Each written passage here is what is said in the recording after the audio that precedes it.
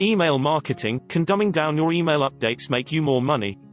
There are certain politicians who have made it an art form to speak in 8th grade English.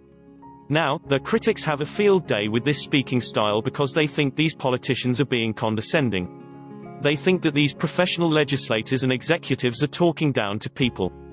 Well, there's actually quite a bit of method to the madness. You have to understand that in our modern society, people are busy.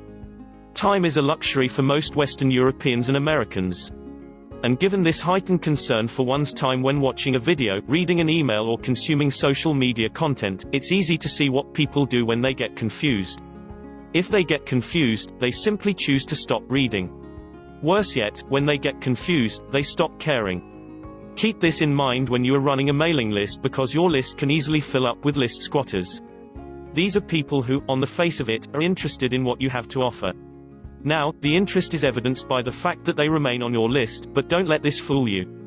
There are a lot of people who remain on mailing lists, but have made it a point to quickly delete updates from the lists they don't care about.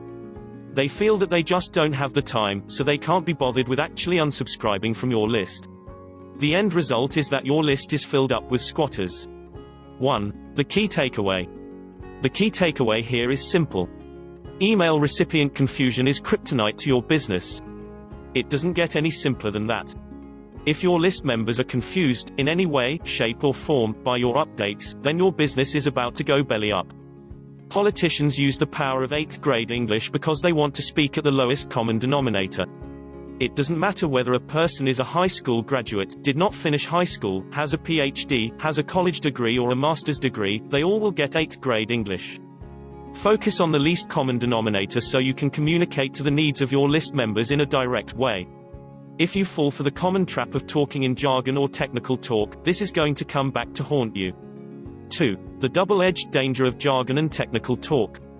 There are a lot of list marketers who are under the impression that if they talk in a scientific or technical way, they will gain credibility.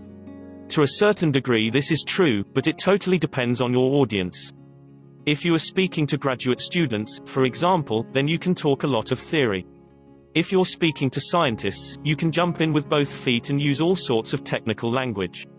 However, if you have a mixed audience of different educational attainment and people from different backgrounds, you cannot play that game.